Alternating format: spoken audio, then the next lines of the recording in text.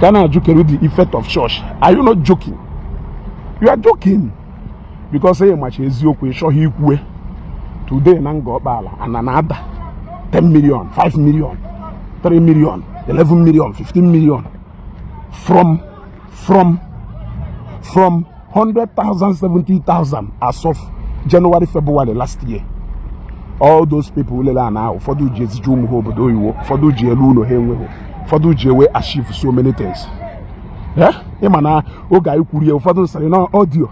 I'm now over 50 3-story, 4-story building now got on the same time. Nango bad, it's no joke. Or if you I lost count. Kangwa is yoku. Olulu 80. Kariakana abago. Kana abago. Yeah, happen to this man aka. Happen to this man aka.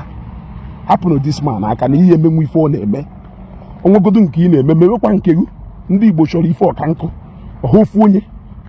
Ndị Igbo chọrọ ife ọkanko. Ohofu onye emepe ana Igbo. Happen na anya mepebe nke oye mewe kwa your own capacity. All these things are to the advantage of ndị Igbo. E ghọtago na ego a na-eni ebe a. Ịma shipping ego na-eni na ana. Ego niile ọkwa na-akpa mmadụ ka ọ na-aba na-eso trailer bus or shipping and ife hang ebe ni ego afia wife na-azụ hia ahụmako niile anyị eti ebe ahụ n'aka ndị be anyị ka anyị egwe na istia tais niile anyị amaghị ya WC niile anyị eti hia AC niile anyị eti hia bed niile anyị eti hia every furnishing from furniture anyị eti hia everything wona na ndị be anyị ka aka ndị be anyị ka anyị egwe ese na afia ha azụ na ya je emepe factory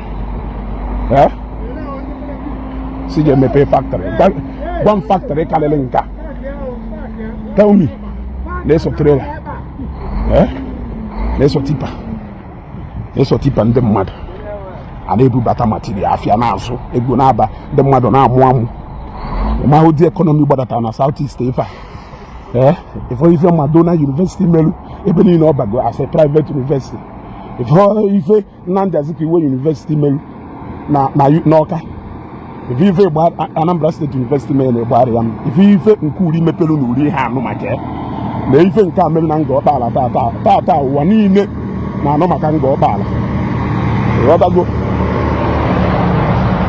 ka na-aka akụkọ mada bogu n'anya and ono ya dan ife by force by fire by force ejo na ya anu ife menge ni ife by force happen nwa no zi obi this man suppose rukia ndị eze niile nọ na Igbo shi echichi ka we were encourage ụmụnna anyị kumunna anyị wee fu prosperity in investing na Southeast wee fukwuo ife church na-eme na-eso shippings ịghọtago na-eso shippings maintenance moto niile awụ ụmụnne anyị na-eme ịghọtago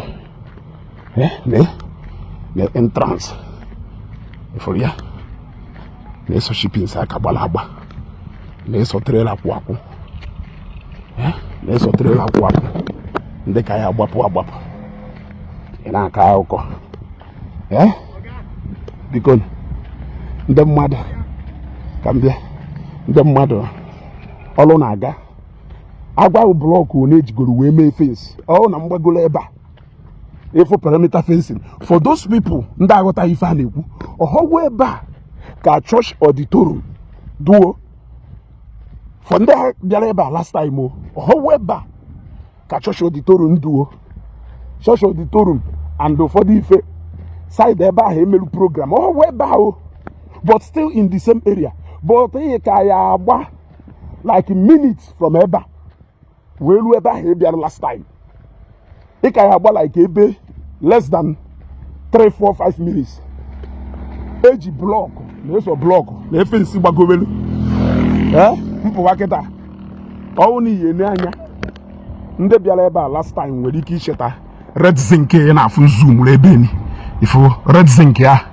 gwara anyị ka m throw it back ifu how far that red zinc do ebe a ka ị bịa last time ịghọtago so ọwụ na ịbịazie 100 days nke this year ịghọtago ịbịa 100 days nke this year mara na ife ihe eme ishi iwere ọkpa si ebe a gagido how many minutes ọ ịbụ ọkada ọ keke ya ada agba afia na-asụ ebe niile ịghọtago so na ngụ uwe onye aghọtaghọ ife a na-eme hia mana anyị nwa ghọtara ife a na-eme hia ịghọtago so ọ na-efu nwa n'ozi obi itu onye baba ifuru ya blọk si ebe a gbagobe okay evangelist ka anyị bụ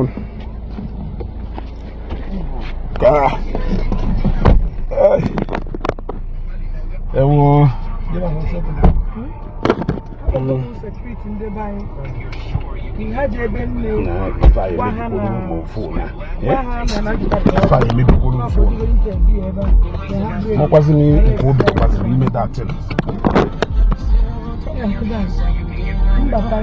so on our way out maka mmechi gawazi azụ ịghọtago nekwo fensi o chetakwa na ngwalago na ebe ijere ụbọchị ya ahụwo ifuru fensi dị ife niile ifuru fensi ọkwọ ife aka ya ewusa ka ebu ife niile ahụ ka na-afụ fensi ka na-afụ wall fence o and all block ka a na-eni na ife ahụ ifu fence with rod block kwa ka a na-eni na ife niile of course blocks are parking n'ime ebe so blocks are parking ifu fence wee gbagowe ife a na-alụ ebe ahụ a city in Imo State esen na governor na cholo ọganiru obodo ye I welcome this kind of development. As a governor, you welcome all this kind of development. Man ewa amosunu. Makudi go ehi pugolu. Nango ọba ala since ejuwe flag of this project. Ndena atagheri ọnụ na atagheri ọnụ. Shenu mgbe ndị mmadụ bidoro ịlụ nke ha ya alụ ebe a. Na fence iya agba more than how many minutes before you will na the auditorium itself. Okay. Mbano, ana m abịa kwonu ka m pụta.